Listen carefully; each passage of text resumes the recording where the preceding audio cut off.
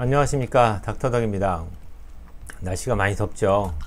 이런 날씨가 되면은 열대야 현상 때문에 밤에 잠을 잘 못 주무실 건데요.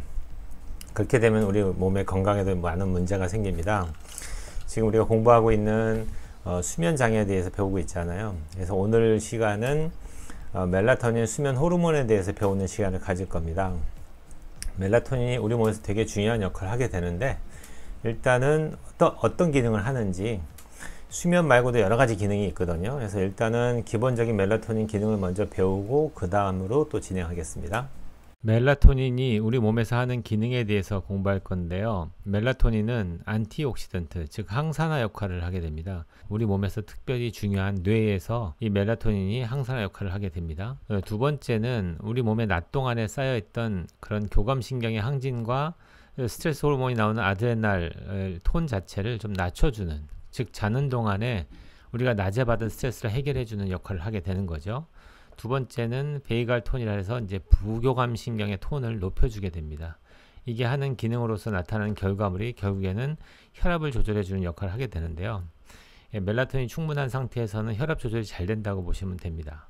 그 다음으로 이제 멜라토닌이 여러 가지 기능을 하게 되는데 차근차근히 하나씩 보도록 하겠습니다. 간에서의 여러 가지 스트레스 받았던 문제들을 밤에 자는 동안에 해독해주는 기능을 하게 되는 것이죠. 근육도 마찬가지로 여러 가지 스트레스들을 낮춰주는 역할을 하게 되고요. 그러니까 피부에서 여러 가지 산화 스트레스로 생기는 손상들을 회복시켜주는 그런 기능을 하게 됩니다. 신장에서도 신장 세포 내 손상들을 재생시켜주는 역할을 하게 되죠. 신장 기능이 떨어진 분들도 멜라토닌이 도움이 되겠죠. 안지오제닉 팩터도 증가시켜주기 때문에 여러 가지 새로운 혈관과 새로운 조직의 생성도 또 촉진을 시켜줍니다. 그 다음으로 방광에서는 임페어드 컨트랙티리티를 낮춰준다는 얘기니까 결국에는 방광의 기능도 촉진시켜줍니다. 뼈에서도 뼈 대사, 새로운 뼈의 생성과 오스토제네시스 마커들을 향상시켜주게 됩니다. 말초신경에서는 손상된 스카 포메이션을 낮춰주면서 새로운 어떤 말초신경의 생성을 촉진시켜주는 역할을 하게 되죠. 특히 제일 중요한 게 이제 CNS, 뇌에서의 기능인데요. 뇌에서도 새로운 티슈 리제너레이션 패스웨이를 인덕션 시키게 되면서 여러 가지 염증성 사이토카인들의 생성을 억제해주는, 그러니까 말 그대로 지금 설명한 것만 다 들어보면 멜라토닌이 아주 좋은 기능을 하죠. 이거 말고도 표시가 안 돼 있는 몇 가지를 설명하면은 멜라토닌은 주무시는 동안에 그로스 호르몬의 생성을 촉진시켜줍니다. 그러니까 어린애들이 잠을 많이 자죠. 그러면 그로스 호르몬이 나오니까 성장을 빨리 하고요. 그래서 옛말에 잠을 푹 자는 애들이 키가 큰다고 얘기하죠. 두 번째는 자는 동안에 그 위식도 역류성 증상들을 완화시켜주는 역할을 하게 됩니다. 그래서 충분하게 숙면을 취하는 분들은 GERD, 그 위식도 역류성 질환이 적은 데 비해서 밤에 잠을 설치거나 이런 분들이 위장의 역류가 흔하게 일어나게 되는 것이죠. 네, 배우신 것과 같이 멜라토닌은 단순히 수면만 유도하는 것이 아니라 우리 몸에서 여러 가지 항산화 능력부터 시작해서 재생 능력, 이 모든 것들을 하게 됩니다. 되게 중요하다 보니까 이게 따로 먹는 분들도 간혹 계시는데요. 근데 그 멜라토닌이 하는 기능 중에서 여러 가지 기능이 있는데, 좀 어떤 분들은 우리 몸에서 자연적으로 만들어지는 호르몬을 인위적으로 넣어주는 것은 오히려 우리 몸에서 만드는 기능을 더 떨어뜨려주는 역할을 할 수도 있다라고 반기를 드시는 분들도 계십니다. 근데 충분하게 이해는 되는데, 나이가 드실수록 수면하는 환경 자체가 좋지 않을수록 멜라토닌이 자꾸 떨어지게 되니까 떨어짐으로 생기는 여러 가지 문제점이 더 크다고 보고요. 그래서 우리가 보충을 해주는 건 도움이 됩니다. 근데 보통 1mm에서 10mm 내외로 복용하셨을 때는 큰 문제가 없다고 보고요.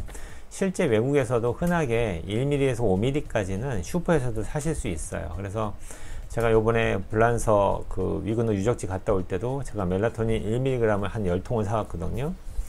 쉽게 구할 수 있는 경우라면은 뭐 미국 같은 경우도 흔하게 슈퍼에서 살 수 있기 때문에 여러분들이 구할 수 있을 때 좀 더 저렴한 멜라토닌을 좀 많이 구해 놓는 것도 좋은 방법입니다. 그래서 저는 주로 추천하는 거는 별 문제가 없는 분들이 항산화 목적으로 드실 때는 1mg을 추천을 하고요. 수면장애가 좀 있으신 분들은 3에서 5mg 정도를 추천을 하게 되는데요. 그거는 개인이 드시면서 조절을 하셨으면 좋을 것 같습니다. 그러면 이제 우리가 배우고 있는 멜라토닌이 어떤 수면의 역할을 하는지 그걸 좀 보고 와야 되겠죠. 되게 중요한 내용이 있습니다. 잘 배우셔야 됩니다. 네, 멜라토닌이 우리 몸에서 나오는 곳이 피네알 글랜드라는 곳에서 나오게 되는데요. 네, 뇌에서 보시면은 이 뒤쪽에 파랗게 보이는 곳이 피네알 글랜드입니다. 여기서 멜라토닌이 만들어져서 우리가 수면하는 동안에 충분하게 수면을 취할 수 있는 슬립 호르몬이 나오게 됩니다. 근데 이 호르몬이 나오는 기전이 되게 재밌는데요. 깨어있는 동안에 햇볕을 보게 되면은 그 햇볕이 우리 뇌에 자극을 해서 피네알 글랜드에서 멜라토닌이 만들어지는 것을 억제하게 되고요.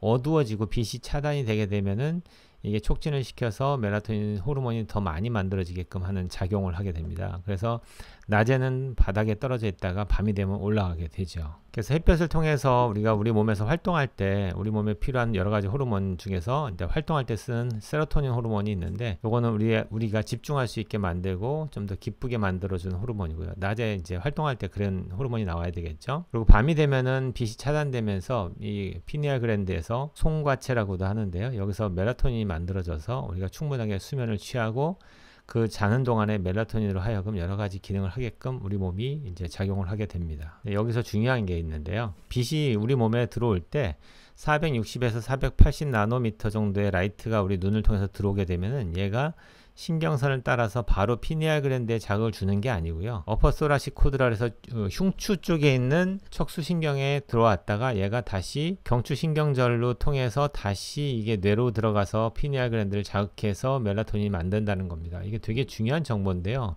이게 왜 중요하냐? 단순히 빛을 차단한다고 해서 그것 때문에 우리가 멜라토닌이 만들어지는 게 아니고요. 그 기전 중간에는 경추를 통해서 흉추에서 경추를 통해서 올라오는 신경의 자극이 있다라는 겁니다. 즉 목이 되게 중요한데 목에 대한 어떤 여러 가지 문제점을 갖고 있는 분들은 이것 때문에도 잠이 안 올 수 있어요. 그러니까 단순하게 잠이 안 온다 해서 그냥 단순하게 수면제만 먹고 있으시면 안 되고요. 잠이 안 오는 원인 중에서 이 흉추와 경추 쪽에 근육 문제도 있거든요.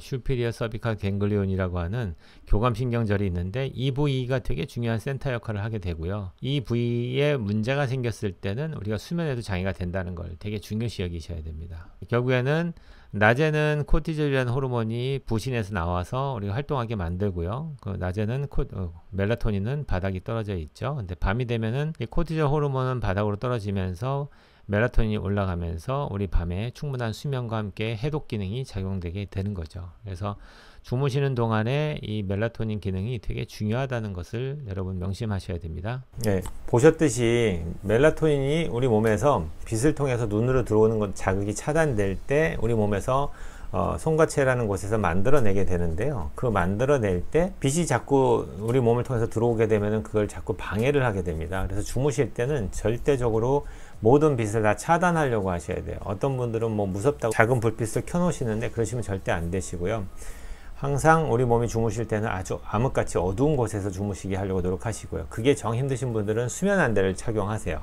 눈으로 들어오는 빛이 되게 큰 자극이 되기 때문에 그래서 눈을 완전히 막아주는 것이 되게 중요하고요. 그 다음으로 그렇게 열심히 했는데도 불구하고 수면 장애가 있으신 분들 중에서 꼭 체크해 보셔야 될 게 바로 목입니다. 제가 강의에서도 말씀드렸듯이 빛이 들어온 것들이 바로 다이렉트로 송과체에 가서 멜라토닌을 생성하는 것들을 촉진시키는 게 아니라 얘가 경추까지 흉추 레벨에서 경추인 슈프라서비칼 갱글리온까지 가서 거기서 다시 올라오기 때문에 만약에 목에 계속되는 스트레스와 함께 목이 안 좋으신 분들은 그로 인해서도 멜라토닌 생성이 억제가 됩니다. 그래서 수면장애가 있으신 분들 중에서 꼭 체크해야 될 게 목이라는 거죠.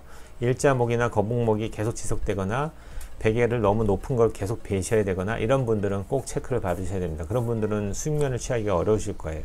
그래서 오늘은 되게 이제 멜라토닌에 대해서 배웠는데요. 그래서 저 같은 경우도 아직까지는 수면의 장애가 없기 때문에 먹지는 않고 있지만 이제 저도 좀 더 나이가 먹으면은 최소한도로 1mg의 멜라토닌을 섭취할 것을 저는 생각하고 있거든요. 근데 여러분들 중에서도 연세 드신 분들이나 어머님이나 아버님들 중에서 나이 드신 분들 중에서 수면장애가 있거나 잘 못 주무시는 분이 있을 때는 멜라토닌을 따로 드리는 것도 나쁘지 않은 방법이라고 생각합니다.